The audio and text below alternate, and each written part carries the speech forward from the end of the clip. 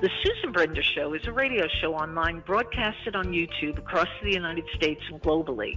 The show features guests who speak about health, spirituality, entertainment, and a host of subjects to enlighten people across the nation. Listen to the show that empowers women and men alike and highlights those who have made a difference. I'm Susan Brender, and this is the Susan Brender Show. Today I'm just so delighted to have Sylvester Boyd Jr. on our show. You know, he's a native of Chicago, Illinois, and at 15, he and his family moved from Chicago's South End public housing projects to Allegan, Michigan, where he later graduated from a number of different schools.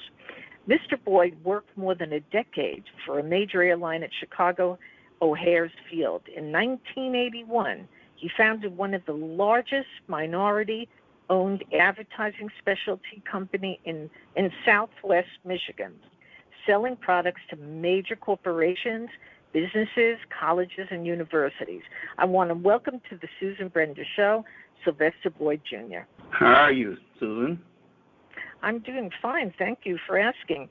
You know, we're living very, very difficult time. There's a lot of things going on, and I think that you can relate to a lot of the things. And I'm anxious to hear what you have to say about the Floyd case. I'm anxious to hear what you think about the rioting and what's going on, and how does it affect you? Okay, well, I can start out with the Floyd case is just the one of the last, not the last case, because we had a couple more incidents since that, of, you know, not police not serving and protecting. I'm not anti-police at all. We need good police officers on the street. A good police officer is worth his weight in gold. But what we have on the street today seems to be a militarized situation, not the officer-friendly that goes down the street and knows everyone on the block. You know, race is, you know, a thing that shouldn't be. There's only one race. And that's the human race. You know, that varies in height, language, weight, etc. Color is adapted. You know, humans are adapted to the environment that they are born into. You know, the lighter the color, usually the colder the climate originally. Not now, but originally. So if you go to Africa or warmer climates, India, you're going to find dark-skinned people. If you go to the Caucasus Mountains or Europe, you're going to find lighter-skinned, fair-complected people. And it's only adaptation to the climate. So, you know, it's foolish to think color has anything to do with ability or anything else other than an adaptation to the climate. You know, I'm going to tell you something, Sylvester. Many years ago, I did a story when I worked for television, and the story was about the Freedom Riders. Now, what was so fascinating about it is that I was able to get footage of when they were actually marching, and I mixed it up with interviews with them. And what I heard, it was a very sad thing. I mean, people threw rocks at them. They really suffered. But here's the thing. They said, you know what, we might be ostracized from or assimilated into the communities, and the white communities, but we want to do it peacefully. Peacefully. Now, from my point of view, peace is the answer to trying to get people to listen, to hear what others have to say. What do you think about? Do you know anything about the Freedom Riders or some of the people who have been really, really talking about peace and talking about how we all get together? Well, I think how we all get together is we listen to one another, and we have to have some unpleasant conversation. It has to be. It's going to be unpleasant because when you do something that's unpleasant, then the conversation tends to be unpleasant. We have to get to the point where we sit down as human beings at the table of brotherhood and peacefully do it, you know. But, you know, here's my caveat on that. Mm-hmm. It's been 401 years since African Americans landed on these shores. And, You know, the only time that I think that we really had a lot of violence is behind something that was a major episode, like the Freedom Riders. You know, they were violently, I think it was Anderson, Alabama, where they were violently greeted and beat half to death. You know, the Edmund Pettus Bridge, that was a violent thing. So what we see the majority of people on the other side of the fence doing is being violent and then tending to say, why aren't you peaceful? You know, it takes a heck of a group of people to take what not only black people, but the American Indians, they were marched, you know, from the eastern part of the United States to the western part of the United States, where many of them died along what they call the Trail of Tears. That was a violent episode. So we have to face the realities. We can't run from them, which is what we've been trying to do. It's not a success until we sit down and face at the table of brotherhood and face each other across the table, getting forgiveness for some of the things that have been done on one side, and then the violence and all that has to stop on this side. You know, we can't keep seeing African-American young black men being shot and then making excuses and justifying that happening. So that's my take on that. The Freedom Rider, you know, you got John Lewis that's in the Congress right now, and he was there and beat half to death on the Edmund Pettus Bridge. So historical events are what they are. You can't say something is blue when it's green. You can, but it's not true. And you can't be hypocritical and stick your head in the sand and say things are not happening. For too long, and this is a frank conversation which I think we need to have, the major white society has stuck its head in the sand and just turned a blind eye and went down what I call the river of denial. In other words, they don't address it. You have to address it. It will never straighten out until the day we sit down and do what I'm saying. Yeah, I hear you. You know, it's interesting. I have a question for you. Why do people see America differently from people of color? Why do they see that? Why doesn't everybody, as you said before, not even look at color? It doesn't matter. You're human. So my question to you is, what happened? Why is this a problem after years and years and years of slavery and the times that were really bad for people of color? Why now is it really popping up? Because it's probably one stack on top of another on top of another. We went through the Middle Passage where, you know, people came on in deplorable conditions, you know, in the bellies of slave ships, chained together, you know, and I don't even describe the conditions they came in. If they got sick, they basically were thrown overboard and ate by sharks. That's the beginning. Then we get here, and basically we came for one reason, free labor for white society. That's what we came across the ocean for. There was no other major reason to go to Africa and import my ancestors back here. Then we get to the South, and it's slavery. So now you don't have your language erased from you. I don't know what my ancestors spoke, whether it's Swahili or some other African dialect. I don't know. Sure. Was our Yuba? I don't know. Those are tribes of Africa. They're just like the Mohegans and Apaches here in the United States. So, you know, those things get ingrained. Okay, during slavery, I mean, it was brutal. I mean, you worked all day. I got in my book that I just written a couple of books, and I'm working on my third book right now, and it describes my aunt's life. And she started out picking cotton in Money, Mississippi. So those things get ingrained in a person. That's ingrained in our history. It is not black history. It is not Mexican-American history. It is not Asian history. It is the history of America. And until you get one history of one race of people, because we all live in the same house, the United States of America, no matter how you cut it up, it's 50 different states with 50 different rooms in different dialects in different parts of the, I've traveled extensively, and different parts of the country has different dialects, and you may get a different dialect in Texas than you get in Boston. You know, you get southern draws down south. But the bottom line, we are one nation. Our history has not been taught that way. Our history has been taught African American, Chinese, Spanish, whatever. Mm-hmm. This is America. There's one, just like we say, we're all human. As long as you're a citizen of the United States, this is America, and you should be afforded all the rights, no matter what color, because that's ridiculous to base anything on color anyway. But here's why the color keeps going. You just asked that question. This keeps going because it's advantageous to a certain group. Whites don't think the same way that African Americans, Indians, and Mexicans, and the minority group. Because if a police officer goes to a white suburb and he's going up the street, he's not feared. He's not thinking that the citizens there feel like they're there. He's there to protect them.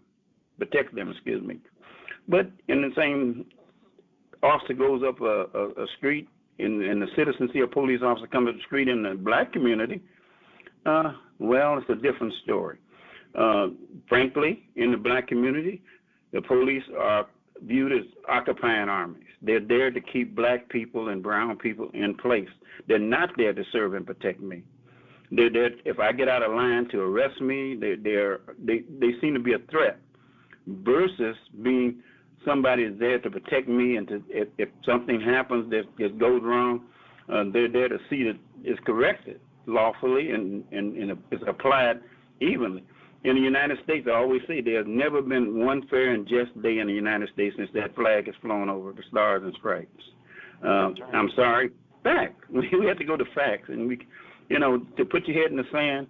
This will keep happening till I'm off planet Earth and you're off of planet Earth if we don't look at it for what it is. And once you do that, I think, and we're in that. And I will say one thing right now. I'm very happy with what's happening today. I think it's a turning point. It's an inflection point. It's something that will make the future for my grandkids and kids going forward, youth going forward, a much better world. This America has been based on a lot of false premises.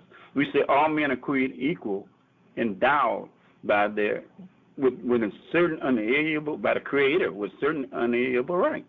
Yet we got slavery. And, why could we have slavery? You're saying one thing on one end, and so America is very hypocritical. Matter of fact, I'm thinking about writing another book that's going to address this very thing about the hypocritical part of America, the lies we tell ourselves, because, for some reason, lies, after you tell them so long, they become people's truths in a way.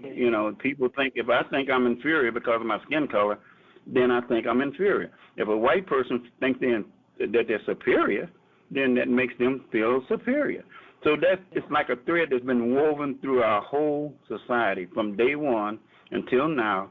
This thing of superiority, inferiority, color has a lot to do with anything. Color doesn't have too much to do with anything, but it makes some people feel better about themselves while not the other people feeling sort of inferior and downbeaten.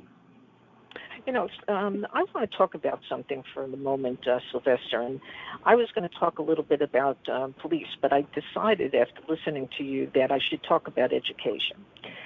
Are our kids given the education that they need in the schools? Because as far as I know, there are a lot of subjects that have just disappeared, and one of them has to be history. So when you say that history has played a part and you don't quite understand why, people were ostracized like African Americans or Native Americans, that sort of thing, isn't it the problem with what is going on in our schools today? Because there's no seemingly real education about civics, about history. It's missing. If you were a teacher, that's what I want to know. If you were a teacher at this I was a teacher. There you go. So did you include in your teaching subjects that dealt with, as we talked about, bias, prejudice, that sort of thing? Yeah, I was a teacher. I taught in the Chicago public schools. I was a substitute, and that means that I was certified to teach from kindergarten to 12. So I taught in some of the high schools here. I taught in most of the elementary schools on the west side and some of the gang-infested areas, some of the worst areas in Chicago. So I guess I'm pretty well versed on that. No, we do not get the education. Nobody. The white youth don't get it either. When you omit me from history and my ancestors, you have just made a false history. History is what it is. It is, if I go across the street, I went across the street. Now, by you saying I didn't go across the street, that doesn't make it true. So we have a lot of history omissions. We don't teach history. I think white children are deprived of our history just as much as any African American or Mexican American or Asian Americans, etc. When you don't know something, you don't know it for whatever reason it is. Now, if it's to keep me from knowing my history, you have also deprived white students of their history a lot. If you don't teach it, nobody knows it. It's as simple as that. And so in my classes, I was a substitute, and sometimes I would be in a classroom for 2 days, and sometimes for 2 months when maternity leaves or that, etc. Basically, what I did was I got away from the curriculum a lot. If you were in my 5th grade class and I asked you what was the capital of a state, I would expect you to spit that right out, not say Washington State, I would say Olympia right away. Mexico. If you go to New Mexico, Santa Fe. And I would take the history book and I would stand in the geography book and stand in front of the class and say, open your book to any page in that book and ask me a question about what state capital is, or take the state and I'll tell you what. Give me the capital and I'll give you the state. That was amazing to those kids. How did you ever? They thought I was a musician. I was cheating. So that should be natural. That type of I learned from the old school learning. And that should be natural. When I was in 7th grade, I had to know my capitals. It was just that simple. I had to have my multiplication table at a certain time. Civics, government, the reason we have so much trouble with elections right now is you're not teaching government. Do you know who your congressman is? Do you know, how a bill gets through Congress? And I think both black and white. I mean, it's not just all blacks that are being miseducated. White people are also. You can't miseducate me and educate yourself. It just doesn't work that way. And for too long, that's why we have the problems we have. You have glorified, what Europeans have done and sort of vilified what African Americans have done. That's why when on the street, a black man comes up the street in the suburb, he's been vilified to the point that, in the news media, in the newspaper, everything you saw was negative about this person. So now, naturally, you're going to feel a little uneasy about him coming toward you.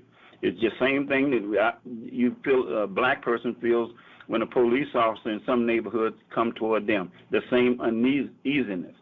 If you build something on truth, it will be truth, and people will not have that uneasiness. When I was a kid, we had a beat cop, and I knew his name, and if I did anything, he said, he wouldn't, he'd just say, hey, I'm going to tell your mother, what are you doing out here after 10 o'clock? Blah, blah, blah. I saw you with a bunch of kids out here that weren't the best. So I think I'll have a conversation, and they would sit and talk to you. They would stop, go by on the street, on the block. How you doing today? Blah, blah, blah. And he would tell your mother if you did something. And then my mother would then take it from there and say, don't you ever have that officer saying that again about you. Because I was more afraid of my mother than I was of cops, to be honest with you. So that society sort of disappeared. But you can't build something on lies, brutality, the things that we build America on. And here's what it goes in even a further direction. When I was a kid, the economy was different. You could make a decent living, doing almost anything. But now, we got to fight for $15 an hour going on, and yet the rich people at the top of the pyramid, they sit and fight, to keep it lower than $15 an hour if they can. But one person, some of our billionaires own more than the wealth of some countries.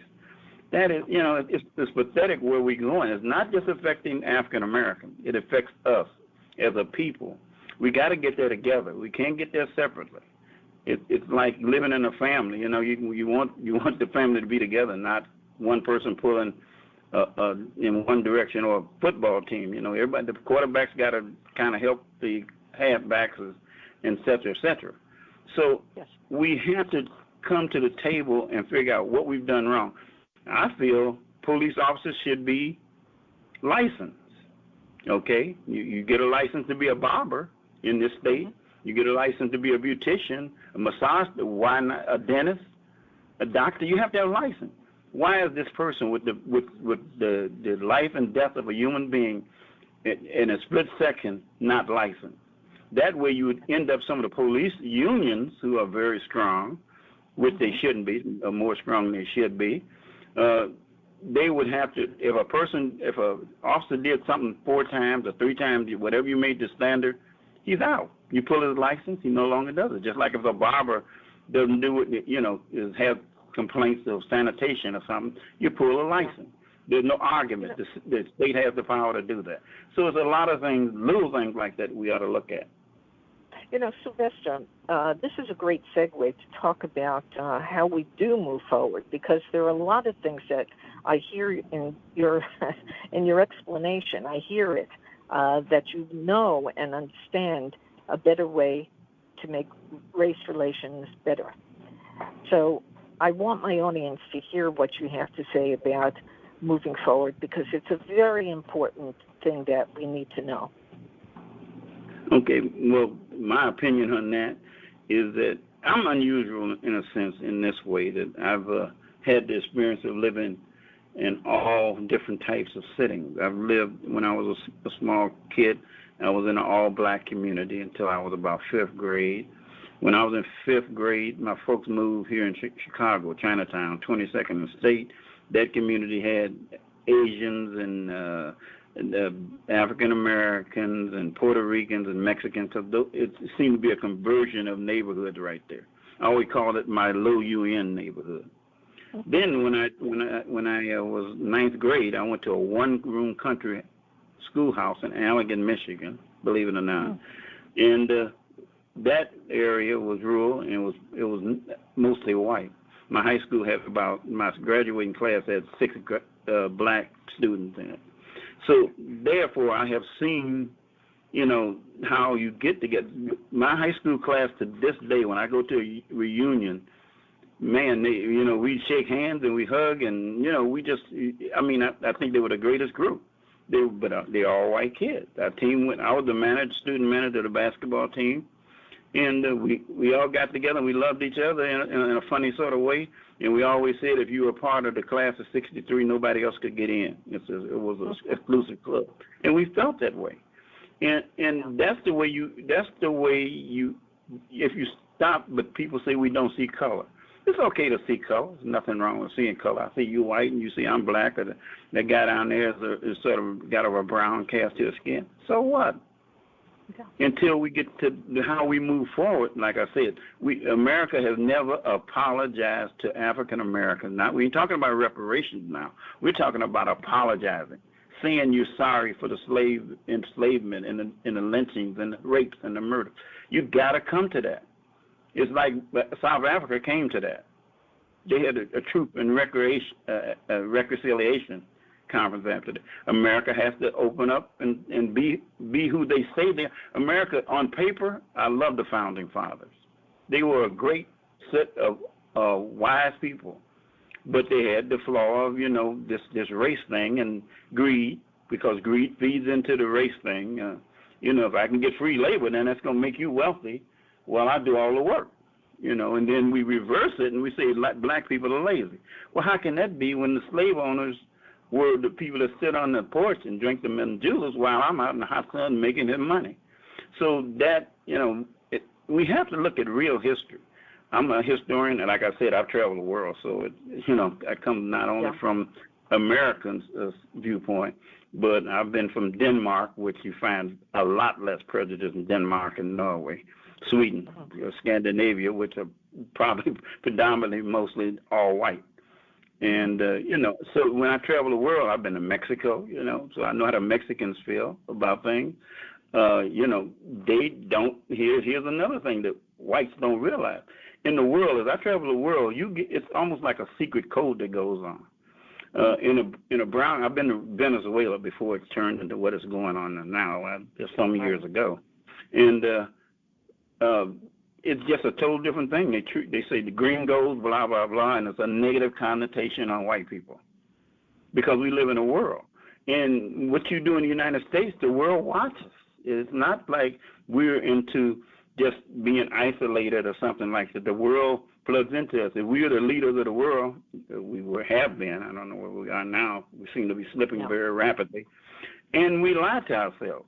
How can we be the leader of the world and we got of what's going on with this virus right now? You know, we're the worst. We can't even go to Europe now.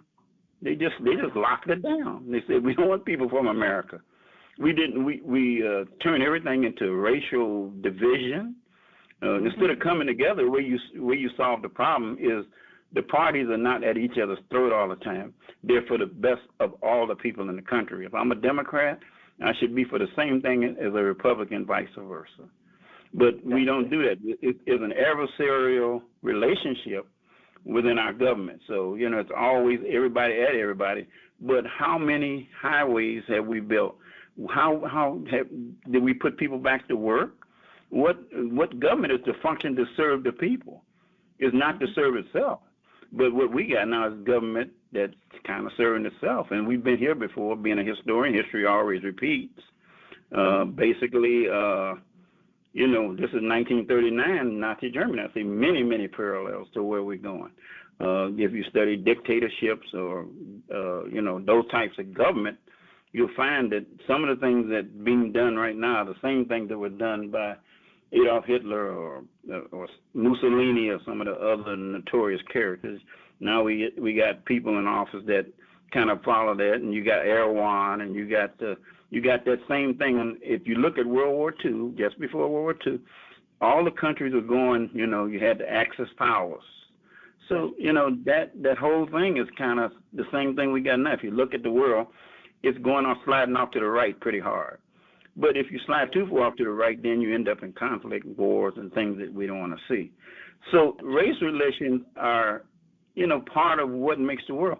The world, when you travel the world, I don't have to go that far. I can just fly down to Jamaica, for example. Everybody's brown and black. The pilot's brown, black. White people live in a bubble in America a lot. If you don't travel, you don't know, you haven't seen, so you're ignorant of certain things. I had someone the other day where we were talking about culture, and they were saying, well, you know, Elvis Presley invented rock and roll. No, Elvis Presley did not invent rock and roll. Little Richard and Chuck Berry, and, you know, Elvis Presley was a copy. But the white society gave him the glory. You know, if you go in the military thing, I'm sure you're probably aware of the Tuskegee Airmen. You said you had them on your program. Yeah, I interviewed them. Yeah. You know, Sylvester, I'll tell you something. I interviewed the Tuskegee Airmen, who were absolutely heroes, okay? They were heroes. What they went through as a group of people who wanted to fly, who wanted to be part of the military, was not easy, okay? They let me know that. On the other hand, they had such a great attitude, okay? They were picked on. I'm going to use the word picked on, like bullied, if you will.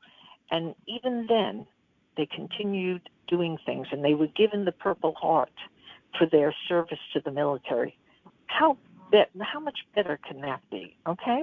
But I want to, you know, say to you that we are just at the end of the show, and so more important right now is we understand a little bit more about your books. Tell us about the books that are out and what's coming up. Okay, my book is called The Road to Money. The Road from Money, and it's about Money, Mississippi, and if you know anything about that, most people don't. Emmett Till was killed and thrown into the Tallahatchie River in the little town of Money, Mississippi. I have never been there, but my folks were from that town. And this book is about my aunt. Her life story is, I'm telling it, it's taken 3 books, and I think I'm going to have to do a 4th book. She has such a full life. She was born in Money, Mississippi, picked cotton and sharecropped when she was a young child. My mother also was born in Money. All my folks came from down that way. And she ended up a millionaire. Boy, what a journey. You know, from that humble beginning, She owned apartment buildings here in Chicago. Very smart lady. She traveled the world. I think when she was 79, she went to Thailand, Asia, Southeast Asia, Vietnam. One of the reasons I like to travel is because of the story she told me. She practically raised me. She didn't have any children, and so basically that's the story of her life. You'll see the Chicago in the 1940s, World War II, just a whole life just spread out before you. And you'll go through different eras, from down in Mississippi with mule-drawn wagons all the way up to owning apartment buildings and flying across the world to Southeast Asia. That was her life, and that was the story that I'm writing. And sometimes it's so good writing it, I almost can feel that I'm there with her, walking beside her. Wow. And hopefully, some of your readers can get it. You can get the book at boydbooks.net. boydbooks.net, and I'll send an autographed copy if anyone wants to order a copy. I'll be glad to autograph it and send it out to you. Well, my guest today has been Sylvester Boyd Jr., who absolutely is the most wonderful person. He's really explained a lot about policing, bias, prejudice, you name it, and he's got solutions, and I hope that everybody listens to what he said, because it is very necessary in this time that we really understand a little bit more from one side to the next side, okay? So thank you again, Sylvester, for being on the Susan Brender Show. It's been a real pleasure. Well, thank you for having me, Susan.